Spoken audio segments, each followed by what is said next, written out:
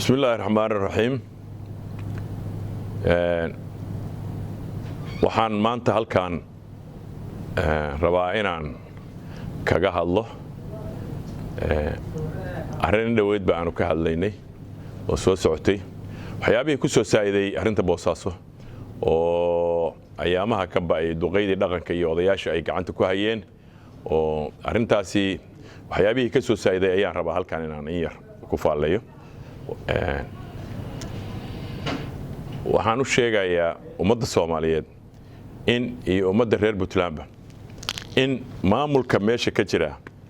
uu ku shaqeynayo in uu xagal daaciyo ama daba furo arrimaha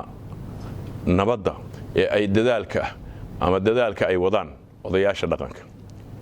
kadib markii aanu la xiriiray odayaasha dhaqanka waxay noo sheegeen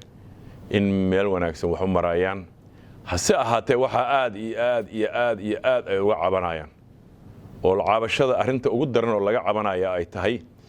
qolada maamulka ah waxa ay u dirtay markii wada hadal bay dirtay odayaasha waxay tiri hawsha gala waana golahay nabad ciidamadan magaalada afraha badan oo aad soo gelisay amnigooda xaafadihii iyo problemka iyo mobile dhicista iyo balaayada iyo dhibaatada ka wada ka saar magaalada oo xiriyahooda ku hakay waayahay halka iyadii hadii la isku ogaa Siciid waxa uu sameeyay waxa uu soo diray 9 wasiir oo ku jira mulkiilaha Jubbaland mulkiilaha Puntland ninka la yiraahdo Xasan Shire waxa ay tageen magaalada Boosaaso waxay la shireen qabaa'iladii waxa ay bilaabeen inay dadka qabaa'ilada ay furfuraan oo isku diraan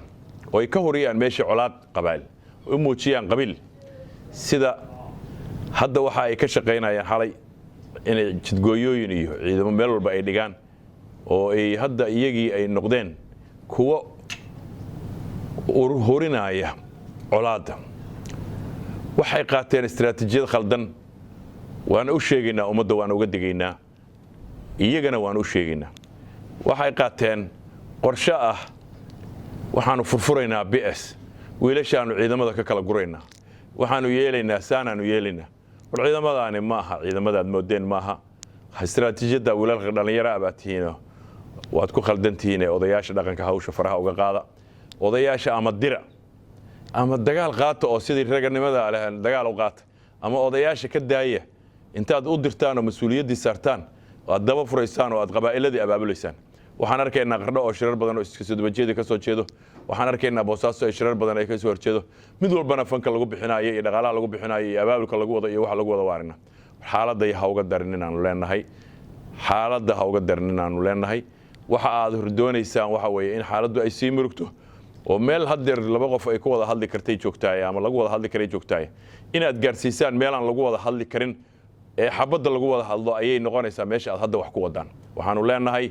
u hogaansama odayaasha dhaqanka gacanka hadalka iyo waxa aad ka shaqeynaysaan joojiya arrintan aad fogeynaysaan oo ujeedada badanka ah ragga hadda hawsaas arrintaas ku hawlani anigu waxaan garan karaa inay yihiin ujeedada badan rag daacadka ahina waa jiraan waxa laga yaabaa rag badan oo daacadka ah inay jiraan walaalahay mar raba inaan ku xad gudbo rag aan daacadka ahayn oo iyagu raba inay xagal daaciyaan oo ay meesha dagaalka horiyaan waa ay jiraan laakiin marnaba waxa ay ogaadeen waxa ay raadinayaan waxa weeye inay helaan awood absolutely power awood yani haddaanan maanta aanan soo afjarin Puntland waxba kama noqon karna Soomaaliyana waxba kama noqonayna waa wax laga naxo in maanta dhiiga wiilasha la rabo in lala soo aado xamar waxa la yaab leh raba hadda inay dad soo laayaan oo haddana xamar u soo socda oo dawladda Soomaaliya ay joogto oo beesha caalamku joogto oo maxkamadii caalamiga ahaa iyo adduunkii jooga international community oo dhabidhooban yahay oo sida loogu jeedo oo la dad baan soo leynaynaa markaan soo adkaano oo dadka soo leyno ayaan imaanaynaa xamar oo doorasho anagoo xildhibaano iyo isku wadana iyo baalka war arrintaas waa idinka khaldantay war shalay maanta maalintii wiilasha Soomaaliyeed inta la laayay dhiigooda lagu laafiyoon jiray maanta arrintaa waxaan idin leeyahay nimayo ka jooga haddaad Soomaali wax ka rabtaan Soomaali sidaad wax looga rabi jiray maaha sida aad ku shaqeynaysaan haddaad Puntland wax ka rabtaan ama reer Puntland sidii reer Puntland ay maanta aad wax kaga dhex noqon lahaydeen ama aad ma aha sidaad ku shaqeynaysaan odayaasha xurmeeya dhaqanka u daaya talada haddaad u dirteen daba furka ka daaya abaabulada aad wadaan ka daaya provocationka iyo xaalad abuurka iyo dacaayadaha iyo propagandada oo dagaalka ahwaada wadahan joojiya